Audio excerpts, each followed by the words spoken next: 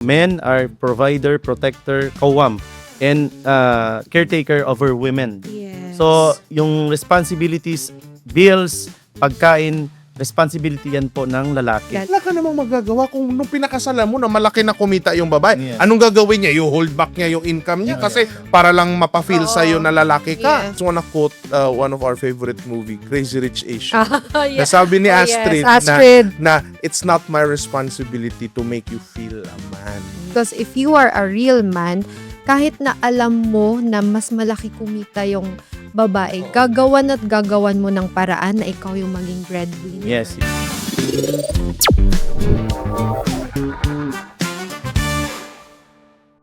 Equal justice niya, sa iba naman yung rights ng mga anak, iba naman yung rights ng mga wife. So, kailangan equal justice pa rin yun. Hindi pwedeng lamang ang isa sa isa. Unless, yun nga, May usapan. may usapan na halimbawa, tulad ng sinabi niya kanina na may edad na yung halimbawa, yung first wife. Let's say, may 5 siyang anak pero tapos na nag-aaral. Tapos siya mismo ang willing nagpaasawa sa sa second wife, for example. So, willing, okay lang sa kanya. Kasi may mga bata ka pa doon. Pero ano yun, may justice na doon kapag halimbawa, mismo na yung babae yung nagsabi. Pero kung hindi, kailangan mo ibigay ang justice sa kanila. Kasi nga, rights yun ng mga babae. Okay nga siya nagpakasal sa iyo para ibigay mo rin yung rights niya. So ang rights ng babae hindi lang naman financial. Oo. Sa oras, sa pagmamahal, paglalambing, part nila, pag-aalaga, pagpo-protect. So paano mo poprotektan kung once a week mo lang siyang pupuntahan? Totoo. For example, kung dalawang wife mo, At saka, hindi 6 days sa isa. ganito din. Paano kung yung nag-asawa ka, hiwa-hiwalay pa ng lugar? Ang hirap nun. Ang May galing. asawa ka sa buti kung kabilang city. Paano kung kabilang Probinsya. like taga Marawi yung isa, tapos taga Cebu yung isa, Manila, Manila yung isa. Buti kung Cagayan lang, 'di ba? Mabuti kung Marawi, Iligan, Cagayan, Oo. Butuan. 'Di ba? Oo. Pero So paano doon pa lang kung- makikita mo na yung bigat ng Bigat ng responsibility ng lalaki. Again, bumalik tayo sa para mas ma-realize ng karamihan. Kasi ito yung mas majority naman natin. Para sa kalaman ng lahat, kahit pinwede po sa atin yon, ay inalaw sa amin yung pag-asawa ng higit sa isa. Majority po sa Muslims ay isa lang ang asawa. Tama, that's so true. Yun ang reality. Tama po yung Bakit? Dahil sa mga itong pinag-uusapan natin. Yes, tama po yung sinabi ni ng ating guest po na majority po sa mga Muslim na mga lalaki hindi po marami ang asawa. In fact, kahit sa ako bilang Pero 1 in 1,000. yan. Siguro I think. Kasi sa family mo, mabibilang mo lang. Yeah, yes. Baka nga wala minsan wala. Minsan wala. Tama. Ako, I can say na, from my great-grandfather to my grandfather to my father. O sa inyo, di ba? Lahat one. Wala. So One. yun ang hindi So, alam ng karamihan. guys, single po ang aking. And never kong Hindi to narinig, mag-aasawa ng... never kong narinig ang Ayaw niya to. lolo ko. Never kong narinig ang great-grandfather ko.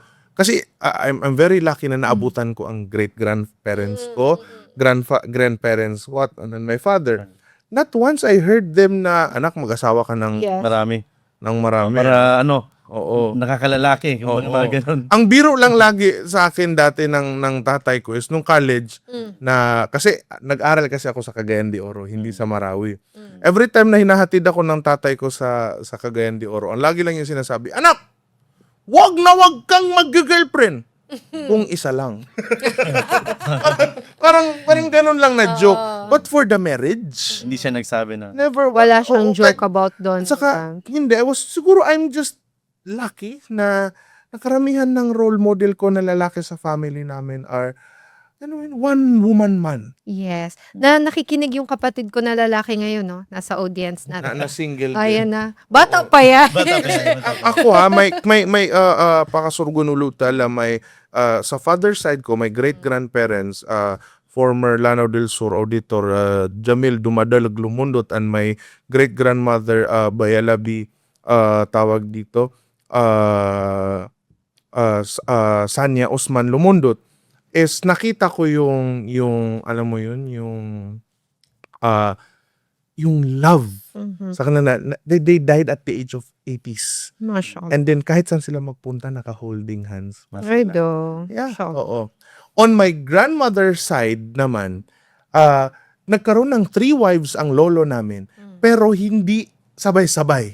So one at a time. Yes. Mashallah. Hindi my great grandfather, the late Justice Mama Busran, had 3 wives pero hindi sabay-sabay. Yes. Yung first wife niya, bago siya nagka-second wife, naghiwalay muna sila. Same. As in, nagpadala muna ng sulat yung lola ko na great-grandmother ko na nahiwalay. And then, yung second wife naman niya, namatay.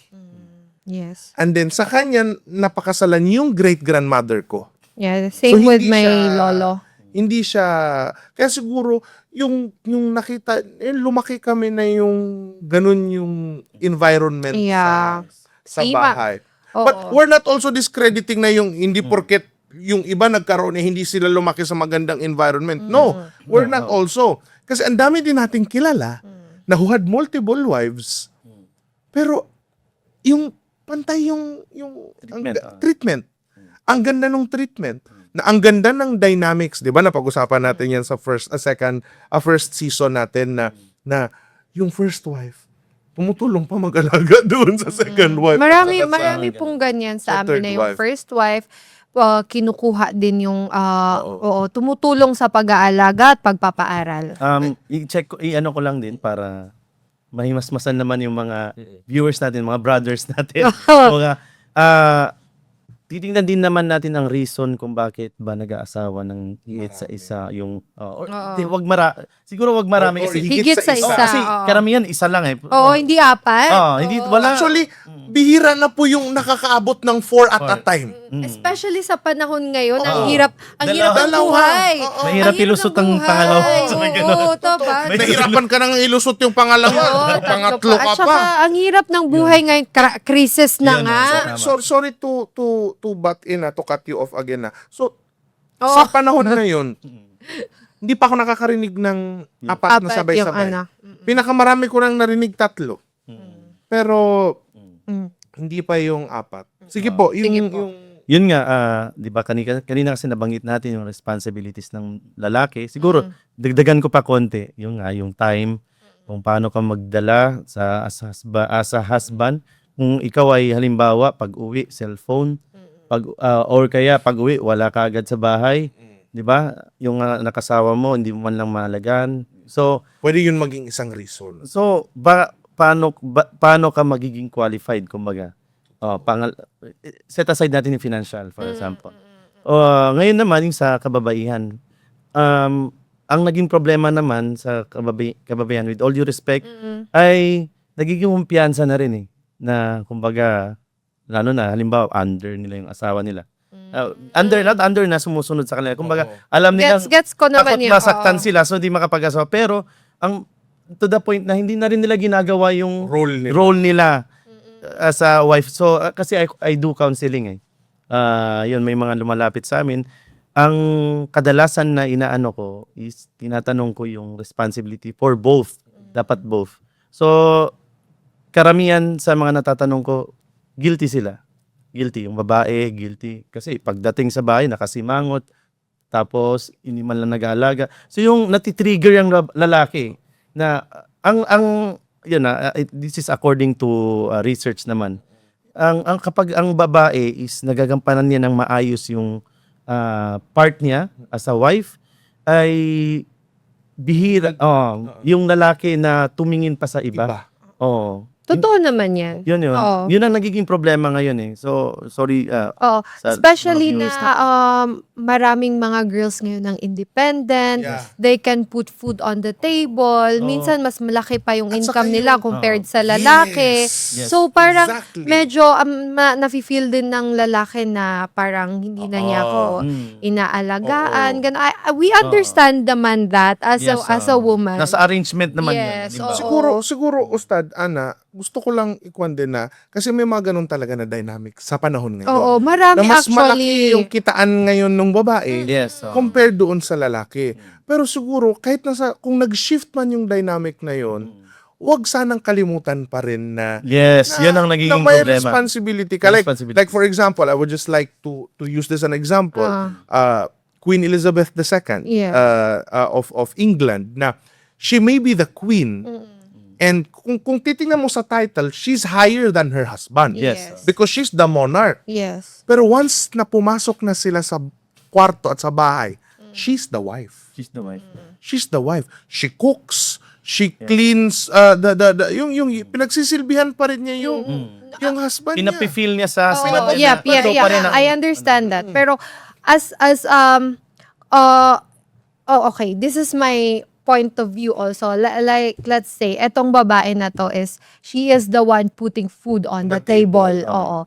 Tapos, yun nga sinasabi ng mga responsibility na, let's say, hindi na nakakapag-cook yung babae, hindi na masyadong nakakapaglinis kasi nga pagod siya. So, are you saying na, this is just my so, yung lalaki is not the one putting Food on the table. food on the table. So, hindi ba dapat na Yung roles din mag-switch mag-shift. yung role? Oo. Pero that's still about being partners. Oo. Kasi partners kayo eh. Oo. Yung pagiging mag-asawa ninyo, you are partners. So, let's just say, fair din po ba sa babae na siya yung naglalagay dyan and all, pero maghugas man lang ng pinggan, magluto man lang para or mag-alaga sa bata kasi nga, yung babae. Pero it's na hindi sinasabi na nakakalalaki siya, but more on you are helping your wife. Okay. You are partners. Pero not naman to the point din na pati yung mga ng babae, kung kaya naman siguro ng time, ipagluto mo pa rin yung asawa mo. Yun. O Kasi ipagluto mo pa. Kasi Oo. wag mo rin tanggalin Tanggalin.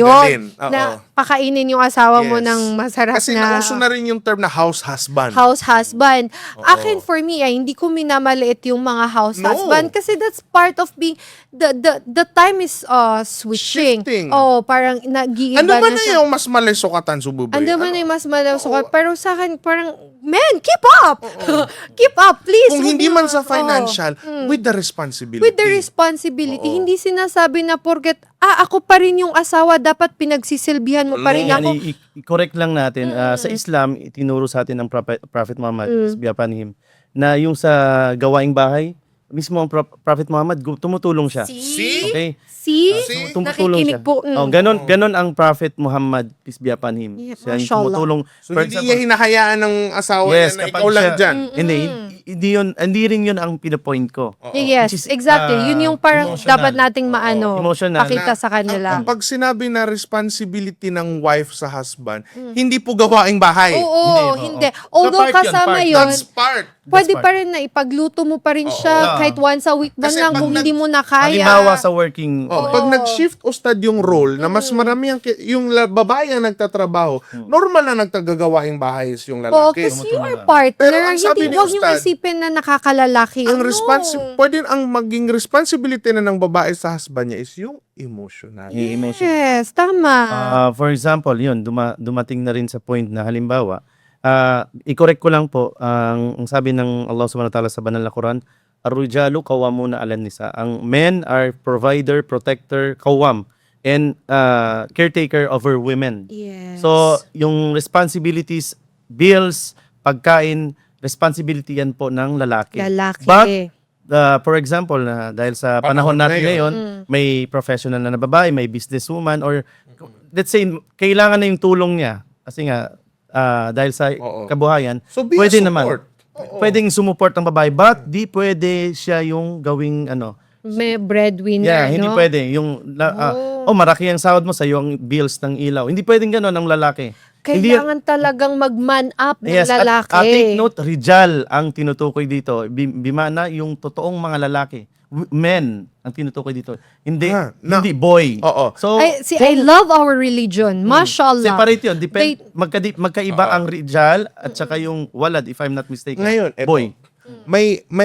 I came across mag-asawa, a couple, na mas malaki talaga ang kitaan ng babae. Yes. Oo, and then yung lalaki, Malaki lang ang dinore niya.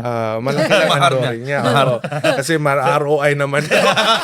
Uy, sa wedding pa lang, ubus na. Oo. So, anyways, ngayon, pag nakausap ko yung kasi both of them are close to me. So, tinanong ko si husband na actually yung wife ang lumapit sa akin na, okay, kausapin mo, sabi niya tong tropa mo na baka kasi nafe-feel niya na he's, I'm being superior and And kasi normal yun minsan sa mag-asawa. So, Sa babae. Oo. Hindi sa babae. nakausap ko yung husband. So, ganun. So, tawag dito, ang sinolusyon ni babae, kasi wala ka namang magagawa kung nung pinakasalan mo na malaki na kumita yung babae. Yes. Anong gagawin niya? You hold back niya yung income niya kasi para lang mapafeel Oo. sa'yo na lalaki ka. Yes. 'Di ba? So, yun nga 'di ba, may kasabihan na so I just wanna quote one of our favorite movie, Crazy Rich Asians. Yeah. Nasabi ni Oh, yes, Astrid, Astrid. na it's not my responsibility to make you feel a man. Yes. It's not my responsibility na iparamdam sa'yo na ikaw ang Tama. lalaki. Mm-mm. Pero Gawin You in, mo. know Gawin that mo. You as know a that. man. oo, kasi sinabi niya na when you're a real when you man. married me, I did not hide that I am rich. Well off, yes. Well off. But it's not my responsibility to make you feel kumaga a man. Oo. So ang ginawa nung lalaki, kasi kumaga mas malaki naman talaga yung pera ng babae. So parang yung ipon nila, nagnegosyo si guy. And then, hanggat sa, kahit kumikita pa rin yung wife niya, mas malaki yung kita ng wife at kumikita siya, pagdating sa bill sa bahay, split sila. Oo, maganda. Gusto kong balikan yung sinabi ni Ustad. Kaya nga that's why I said na sobrang ganda ng religion natin. Because if you are a real man, kahit na alam mo na mas malaki kumita yung babae, gagawan mo ng paraan na ikaw yung maging breadwinner. Yes, ikaw magpa-provide sa lahat. Ikaw. Bonus na lang kumbaga, nakakatulong sa yung wife. Ang Oo. breadwinner, does it have to be financial? Kasi like for example, okay, kumikita yung babae, pero ang nagmamanage ng buong bahay, hindi ba pwedeng yun yung ambag nung Lalaki. lalaki na he's the protector na kumbaga keep the family safe. A real man can protect, can provide at the same See? time. Oo. Not protect only, not Oo, not protect. Huwag kang magstay sa bahay. Kasi kung kinaya nga ng babae, bakit Ba't hindi hindi mo mo kaya? bonus na kumbaga sa na nakakatulong sa yung babae. Kumbaga Yes. kahit paano yung makeup niya kasi yan part yan ng marriage Eh hindi porket may asawa na hindi mo nabibilan ng damit. Yung Oo, Pero the what if- common, pero sa sun na rin naggi-gift ka sa babae. Pero Ustad, is it normal din ba? Is it okay din ba? Kunyari, yung babae mismo nagsabi na kaya ko. Kumbaga, hatiin na lang natin yung responsibility. Ako sa Kung financial, ikaw nagkusa sa... siya, walang problema Oo. yun. Ako sa financial, like for example, sa negosyo, meron kasi akong kilala, Ustad, na bago pinakasalan ng lalaki yung babae, malaking negosyante na yung babae. Super laki na. So, ang ginawa na lang niya na role ng husband niya is to help doon sa managing. You know what? Now that you've said that, Khadija radiallahu anhum is a very well-known and established businesswoman. Woman. Tapos pinakasalan siya ng Muhammad sallallahu alaihi wasallam. Alam mo kung sino nagpalago ng business niya? Muhammad sallallahu alaihi Yun. wasallam. Yung pa rin Kasi ang nag-step up siya. Yun Kasi yung he point knows ko. what his Yun yung point responsibility ko is. na tumulong si husband doon sa Oo. negosyo para palaguin yung negosyo. Pero at the same time, ang nag-man up pa rin is yung Lalaki pa rin lalaki. ang nagmamanap. So, dapat Manning up talaga. No? man up Yes. that's why I always say, sinabi ko na I love our religion kasi our religion don't think of women as someone na gold digger because they know the men in our religion na sila ang provider at gagawa sila ng paraan. And for other people na laging sinasabi na women in Islam are censored, are silenced, sa bahay lang. Check ko lang yan. Let me remind everyone that Prophet Muhammad sallallahu alaihi wasallam married Khadija na who was already established. Ang yaman. Na mayaman. She is one of the parang known na merchant, Ah, diba? Oo. So, hindi po totoo yan na yung mga babae sa Islam is set aside Check and ko lang. censored. Actually, isa sa mga kagandahan ng Islam Mm. sa karapatan ng babae. For example, yung ikakasal na babae, di ba may wali siya? At ang best na wali niya, yung guardian niya, yung father. Father niya. Kapag halimbawa, di ba, kapag halimbawa umokin yung babae, tapos yung tatay niya mismo yung mag-o-offer na ipapakasal siya sa lalaki. Oh. Part ng pag-offer na yon is yung mga responsibility na Ng yung tatay. pagpo-protect ko, Ibibigay pagpo-provide ko ko, na sa'yo. pag-aalaga ko, ibibigay ko na sa iyo. Sa'yo. Ang kinaganda ng Islam, from day one na pinanganak ang babae, mayroon siyang father. na magpo-protect, mag-provide sa kanya. Until siya ay makapag-asawa, mayroon pa rin siyang magpo-provide, magpo-protect sa kanya. At the same thing na, halimbawa, professional ang babae, doktora siya, attorney, o ano man. Tapos, mayroon siyang father, siya bang bubuhay sa father niya? Hindi. Kung magbibigay siya sa father niya, bonus. Pero may tatay ba? Hindi Tapos ka na. Tatay. Ikaw na magbuhay sa akin. Oo. Hindi, wala. Hindi. Ang tatay still nagtatrabaho, naghanap buhay. Yun ang role din ng asawa. And correct me if I'm wrong, Ustad, Tama, sa tama. Islam, for example, 5 kayong magkakapatid, lahat kayo, yung 4 lalaki, let's say yung 3 lalaki, yung 2 babae, and then, namatay na yung father. Kasi di ba hanggat hindi pa napapakasalan yung babae, the responsibility falls to the father. The father. Until mapakasalan. So, namatay na yung husband, namatay na yung father, at hindi napakasalan yung dalawa. Di ba ang responsibility to take care of those women ay yung mga kapatid na lalaki? Yes, yung sa pagdating sa wali, sa guardian niya, ay yun pwedeng yung kapatid ng lalaki, yung uncle niya, na kapatid ng tatay niya. Basta paternal side, lola niya, lolo niya. Or kung halimbawa matanda na siya, may anak siya, pwede yun. Yung sa guardian, about sa marriage. Pero yung responsibility, tama, pwedeng mapunta sa kapatid niya or sa nanay niya, wala nang problema doon. Totoo. Pero kung andyan ng father ang may hawak ng responsibility, yung pagpoprotekta, yung pag-aalaga doon sa babae, tapos tina-transfer niya sa lalaki na which is, ganun lang din dapat ang role. Kung professional ng babae, ganun din naman siya sa tatay niya. So, hindi naman siyang responsible na magbuhay sa tatay niya. Ganun din kapag may asawa na siya. Yun ang isa sa kanaganda ng Islam.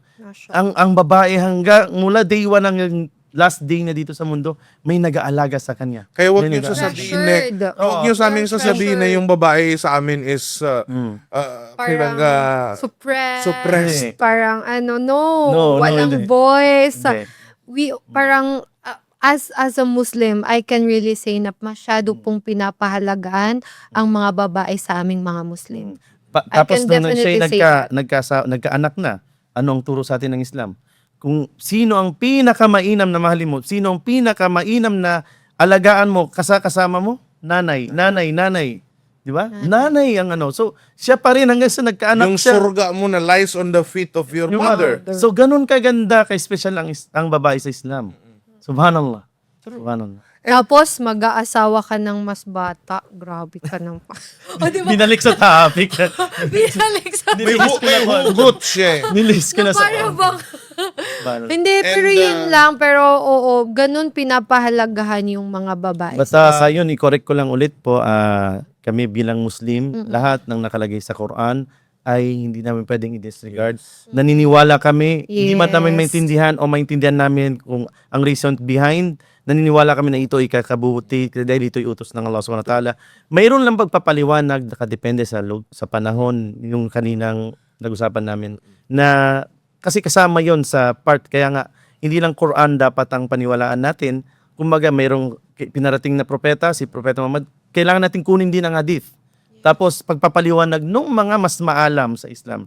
Kasi ganun, kung dadirect ka lang, talagang maliligaw ka. Totoo. Kailan pagpapaliwanag ng hadith, pagpapaliwanag ng mga maalam sa atin.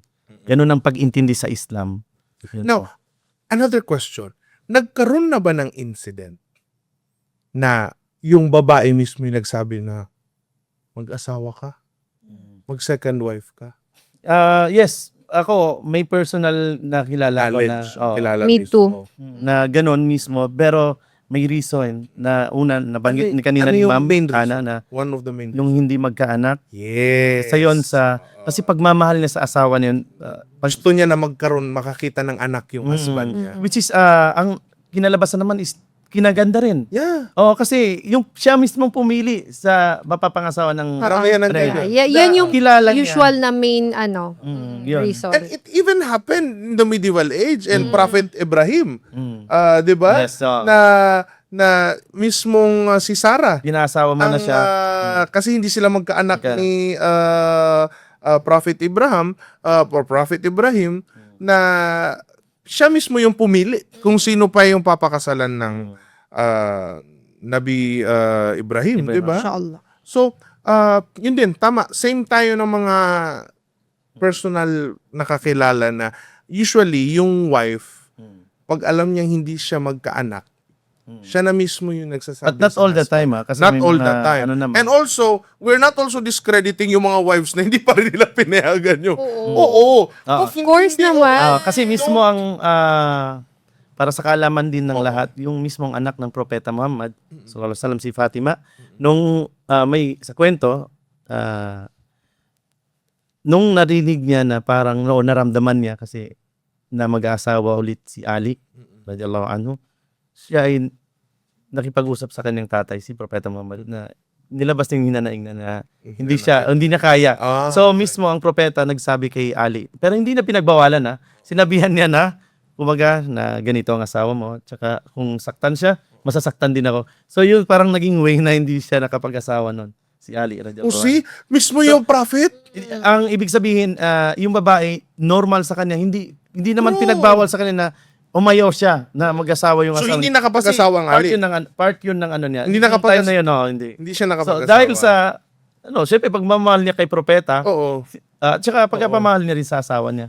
So, depende pa rin. Can you imagine living at that time? Nasa kausapin ka ng prophet na pag nasaktan yung anak ko na masasaktan din ako. Ano? Parang ganun yung point. Oh. Imagine, oo. Now that we are talking about that, parang masyado tayong naging focus sa responsibility ng lalaki, tapos yung ng first wife. What if naman yung second wife? Ano kaya sa tingin yung parang mga reason bakit pumapayag na maging second wife? Parang labas na ata dyan yung kultura na ang papasok dito. Parang culture Mental, na siya, no? Siguro kailangan natin next na kaya nga guys, we just like to reiterate. Kasi masyado tayong na-focus Yeah. about it. Now, So, actually, napag-usapan na namin ni Ana na our marriage is going to be a series of guests. yes. Oo. Ustad Ben is our guest in the POV of a Muslim scholar. Yes. And then we'll have a POV on academe, Academe. POV on Sharia counselor, Mm-hmm. and a POV of mental health. Oo. Like, Diba? sana magkaroon kami ng guest dito na second wife, first wife. It's gonna be a very sensitive topic, but Or a kung lot, meron bang sabay na first, kayong dalawa, Oo, magsabay kayo mag-guest. but I'm sure a lot, para siya kasing nagiging tabu minsan, 'di ba? Na parang nakakahiya pag-usapan. Pero marami kasi din yung parang need nila ng emotional support or guidance about it. Hindi namin sinasabi na dito kayo magbalandra na. Hindi po ito tulfo, ha? So, hindi po tayo, yung parang more on like, may guidance siguro sa iba. Saka, yun nga, Ana, no, na hindi natin nare-realize na, I mean, I really like your question, na ano kayang nasa isip nung, Oo. this is not negative, Oh, this is not negative because I know a paano siya lot. napapayag? Yes, at saka yung first wife, paano Second, yan, paano pa kayong third? Third, meron din kasi akong mga kilalang second wife, of course, kasi sa mga parang they're really good people, galing sa maano na pamilya. Ngayon, ito itatanong ko sa'yo. Yes. Oh. Nakakatakot ako yung tanong mo. Dang, dang, dang, dang. Parang ako yung nagtanong kanina ng nakakatakot, di So, ba? Pasto. tag dito, Oh. ikaw, would you? Actually, two kinds of question. Yes. First is, Parang if you nag-back to become, me. Oo. first question, would you allow your soon-to-be husband if he asks you na gusto niya mag-asawa ng pangalawa? Second question, or would you allow to be a second wife? This is a very sensitive question, but yeah, nandito tayo sa podcast because of that. Nandito. Sabay ka na. Oo, di ba? Parang para na rin siguro sa Kasi As a- marriage counselor ka rin naman. marriage counselor ka rin naman. So I mean, I'm open naman to these questions because this is a podcast kasi At saka yan ang mga mainang pag-usapan. pag-usapan. Siguro as of now, right now na wala pa akong asawa, masasabi ko na one of the reasons siguro na papayag ako na asawa. Yeah, so Magka-second wife, second asawa wife, mo. yes, kasi people change. Yes. Oh, people change ha. So don't quote me sa Now. sasabihin ko. Oo. This is just my ano ngayon. Right now, Right now. 2026. Yes, 2026. So, kung ako yung at wala pa ako experience sa may asawa. So, ano siguro, akin papayag ako if hindi ako magkaanak. Ayokong ipagkait yon Sa asawa mo. sa asawa ko na we will stay together na especially kapag alam ko na he wants to have a Children. child. Kung ayaw niya, di mas mainam na wag, di ba? So yun, so para and then kung magkasakit ako na hindi ko siya kayang alagaan. So let's say pakawatan nun wala, bigla akong may magkasakit, ganon. Pero wag mo rin sana akong pabayaan kung magkasakit man ako. So, ayun. Second question, second wife, no. Kung papayag ka bang maging second wife? No. Yung sa about doon, ito kasi sa lalaki ko nalaman na personally kilala ko. At saka sabi rin ng iba na mayroong second wife. Kapag daw yung lalaki nagka-second wife, mas tumitindi yung pagmamahal niya sa first wife. Yan, narinig ko rin yan. Ewan ko kung bakit. Pero Oo. Paano? pag Mas nagka-second tumitindi. wife siya, mas tumitindi yung pagmamahal niya sa first wife. Oo. Kumbaga na, Kasi yung respeto siguro. nagiging yung mga aral din kasi na, kumbaga, andito na ako sa part na to, ang hirap din pala. So, kumbaga, doon tumitindi yung, siguro nare-realize na lang, Mahal pala niya ako talaga kasi she stayed. tapos Parang mahal ko ganon. rin talaga siya kasi nga, nung kami, akala ko mas magiging okay nung dalawa na, Yes. mas mahirap na rin pala. Oh, So, parang napasubo na sa second. Parang may mga ganong part na, Oo. Pero Yun. kawawa yung second Pero don't wife. quote me on that. Malay mo naman kasi, di ba, yung hindi crush sa ko ayaw si nila sa second Matin. wife, ha? Malay mo naman kasi, di ba, yung crush ko si Matin. Prince Martin ng Brunei. Si Prince Martin ng Brunei. So, yun lang siguro yung masasabi ko na, oh my God, don't quote me on this, pero siguro papayag ako pagig second wife. I'm just being honest. Bahala kayo dyan.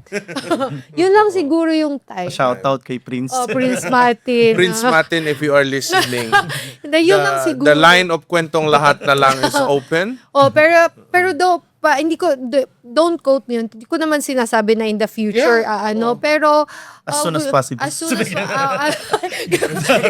parang Martin. di ba?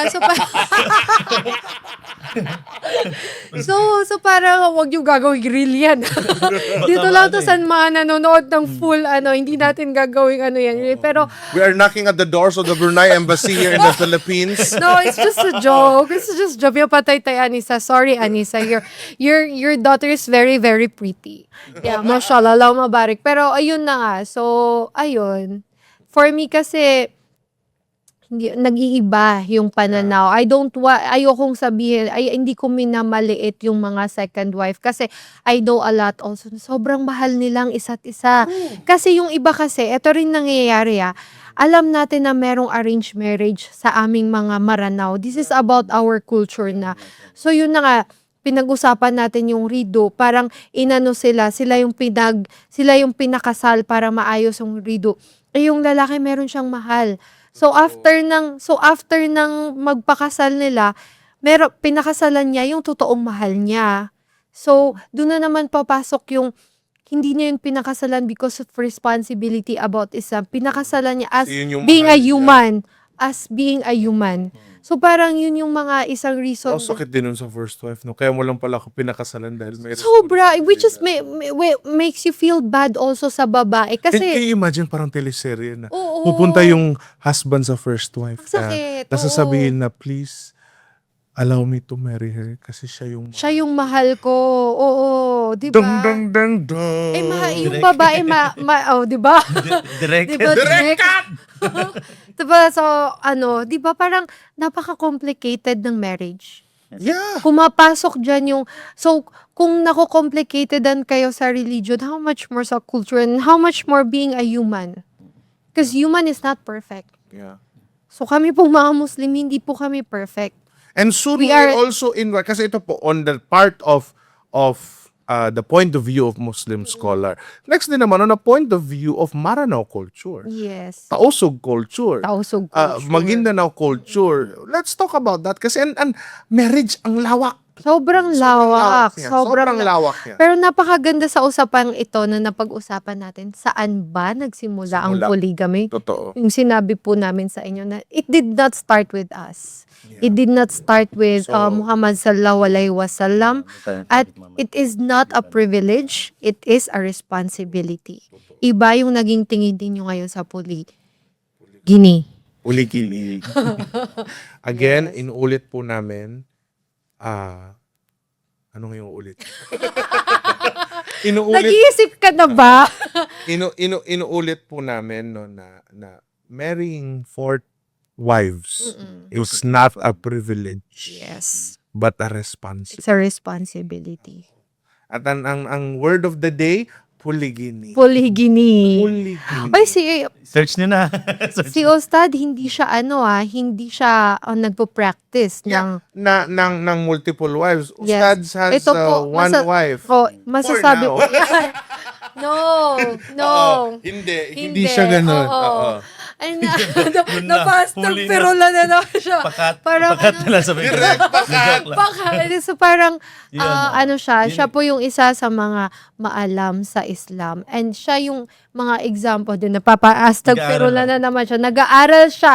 Sa Islam. He is striving na mas pag-aralan pa, and compared to us, mas siya yung may maalam sa amin sa Islam, and he knows the bigat ng responsibility of pagkakaroon ng maraming asawa. That's why wala siyang pangalawang asawa ngayon, because probably he knows na it would be very difficult at mahal niya ang asawa niya. That's why mainam na ang mga anak natin is ipaalam natin sa kanilang Islam, kasi nga yun nga yung magtuturo sa kanila kung ano yung dapat gawin. Yes. Ganon din sa both sa babae sa lalaki, for example. Yung babae naman natin, at least alam nila ang batas ng Islam. I'm not saying na huwag kayong tumutol kung halimbawa ayun yung mag-asawing nyo. Si part ng yun, rights niyo rin yun eh. Yun nga lang, kailangan niyo tanggapin, yung nga, sabi ni ma'am, na tanggapin natin yun ang batas. Hindi pwedeng i-disregard natin yun. Oh. Kasi part yun ng faith natin. Yes. Ustads, we're already on our 1 hour na. Last message, panghuli mong kwan about our topic for today. Pwede bang Eid Mubarak na lang? Joke lang. So, Kaya mo yan. So, alam namin marami ka pang tinatago dyan na A'udhu billahi minasyaitanirrajim. Bismillahirrahmanirrahim. Assalamualaikum warahmatullahi wabarakatuh sa lahat ng mga tagapanood natin, at magandang hapon po sa lahat ng kapatiran natin including non-Muslim. Ngayon, yun nga po, yung pinag-usapan po namin dito ay patungkol sa polygamy. Yun. So, mas familiar tayo sa polygamy. Yung baga sa Muslim ay pag-aasawa ng higit sa isa. So, ang sinabi ng Allah Subhanahu wa Ta'ala is mag-asawa tayo ng gusto natin. Kami, mga kalalakihan ng 2, 3 hanggang 4. Ngunit kung hindi niyo kaya magbigay ng justice, natatakot kayo, di kayo magiging justice, ay mas mainam na isa na lang ang asawahin ninyo. So yun ay paniniwala namin at belief ng isang Muslim na hindi namin pwedeng tanggalin. But pinaliwanag po namin kasama si Ma'am at saka si Sir Kim na behind it may mga batas na kailangan gawin para maging qualified ka or maging tama yung pag-aasawa ng second wife, third or fourth ng isang lalaki. Yun nga, based lang din po ito sa kaalaman namin, sa kung ano ang naabot ng kaalaman namin, at ang Allah Ta'ala pa rin ang nakakaalam sa lahat. Wallahu a'lam. Yeah po. Salamat. Alhamdulillah. Salamat. And may gustong i-plug ata si Ay, wow. Pwede ba? Of Ayun, course naman. Yun nga, magandang hapon ulit sa lahat ng assalamualaikum. Sana tangkilikin natin yung blood versus duty.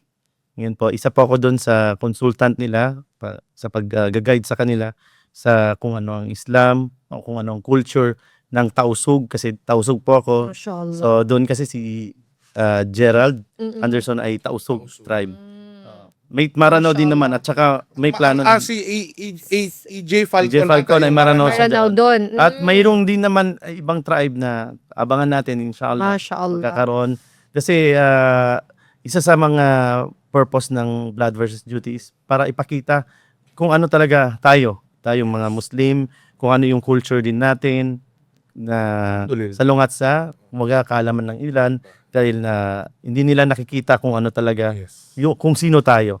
Yun, tangkilikin po natin, panoorin natin yan, Blood vs. Duty sa Netflix, pwede rin panoorin. Oh, exciting. Exciting, at mas exciting pang darating na na mga episodes. Maganda na binibigyan na tayo ng Yes, spotlight about Oo, that. nagsimula doon sa legal wives. So, Eto na Maranaw naman. yun. Oo, Mashallah. alhamdulillah.